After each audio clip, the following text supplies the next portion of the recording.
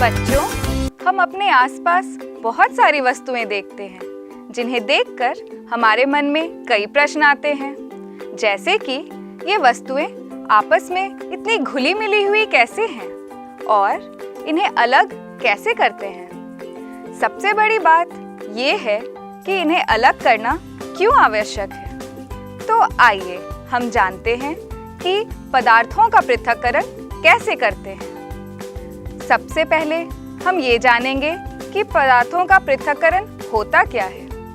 पृथक्करण वह प्रक्रिया है जिसके द्वारा हम एक वस्तु को दूसरे वस्तु से अलग यानी कि पृथक करते हैं। जैसे कि बच्चों, आपने घर में चाय बनते तो देखा ही होगा। चाय बनाने की क्रिया में हम क्या करते हैं? चाय बनाते समय हम चाय की पत्तियों को द्रव से छलनी द्वारा पृथक करते हैं।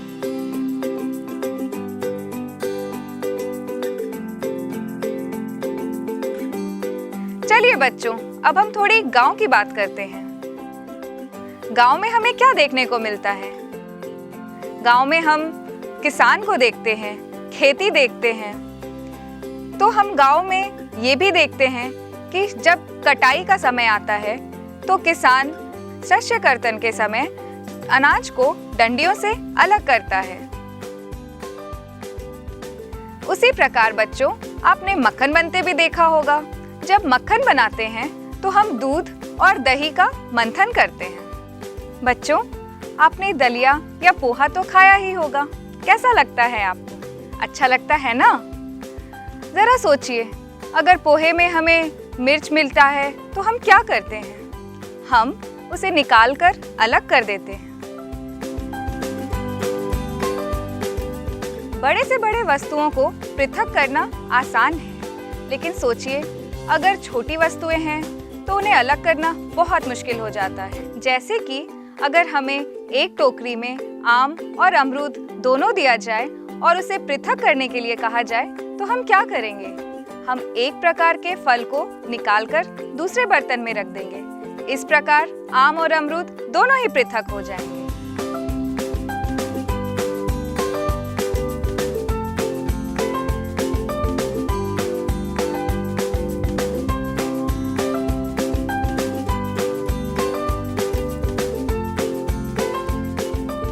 परंतु जरा सोचिए, अगर हमें एक बर्तन में बालू यानी कि रेत और नमक का मिश्रण दिया जाए और उसे पृथक करने के लिए कहा जाए तो ये बहुत ही असंभव होगा।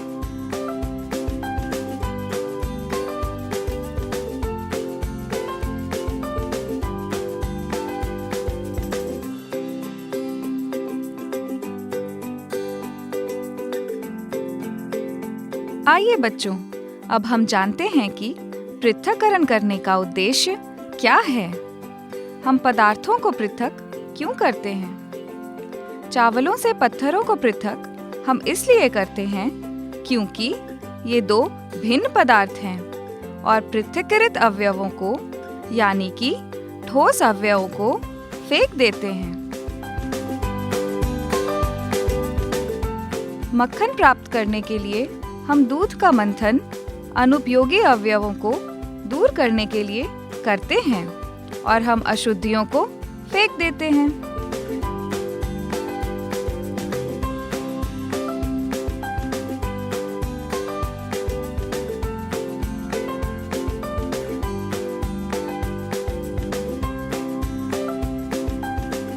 चाय की पत्तियों को हम इसलिए पृथक करते हैं ताकि हानिकारक अवयवों अथवा अशुद्धियों को दूर करने के लिए हम दोनों ही अवयवों का उपयोग करते हैं। बच्चों, हम देखते हैं कि किसी भी पदार्थ को उपयोग करने से पहले हमें उसमें से अनुपयोगी तथा हानिकारक पदार्थ को पृथक करना पड़ता है। परंतु कभी-कभी हमें उपयोगी पदार्थों को भी अलग करना पड़ता है। पृथक किए जाने वाले पदार्थों के कण ठोस, द्रव या गैस भी हो सकते हैं। तो आइए हम जानते हैं कि पदार्थों का पृथक्करण कैसे करते हैं।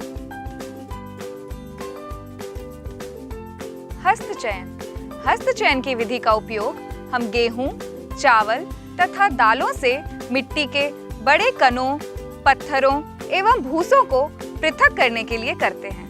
डंडियों से अनाज को पृथक करने की क्रिया को थ्रेशिंग कहते हैं।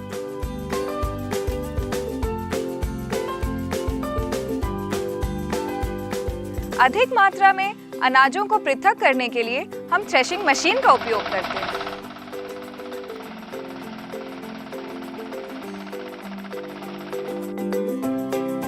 निष्पावन। निष्पावन की विधि का उपयोग हम पवन अथवा वायु के झोंकों द्वारा मिश्रण से हल्की तथा भारी पदार्थों को पृथक करने के लिए करते हैं। बच्चों, आज हमारे पास सूखे रेत तथा बुरादे अथवा पत्तियों के पाउडर का मिश्रण है। अब हमें इस मिश्रण को किसी प्लेट में रख दिया। अब इस मिश्रण को ध्यान से देखो बच्चों और बताओ, क्या हम दोनों अवयवों को आसानी से पृथक कर सकते हैं? क्या हम इसे हस्तचयन द्वारा पृथक कर सकते हैं? नहीं, हम इसे हस्तचयन द्वारा पृथक नहीं कर पाएंगे। रेत एवं बुरादा या सूखी पत्तियों का पाउडर को पृथक करने के लिए निष्पावन विधि का उपयोग करना है।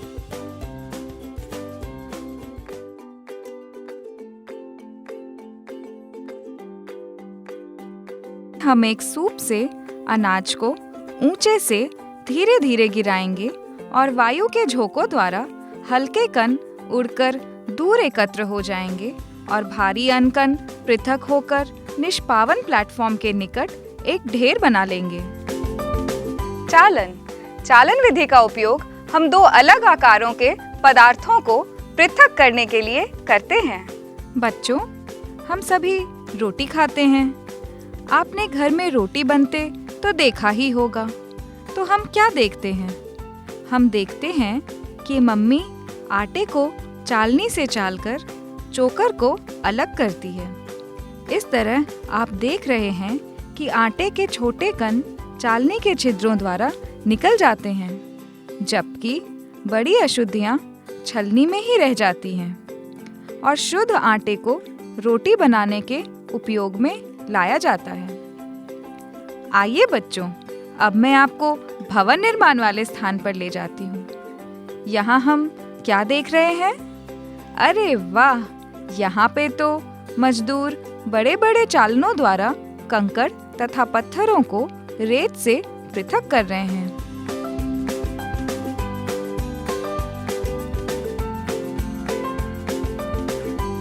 आज के इस कार्यक्रम में हमने हस्तचयन, थ्रेशिंग, निष्पावन तथा चालन विधियों के द्वारा पृथक्करण के बारे में जाना है। अगले कार्यक्रम में हम पृथक्करण की कुछ अन्य विधियों के बारे में जानेंगे।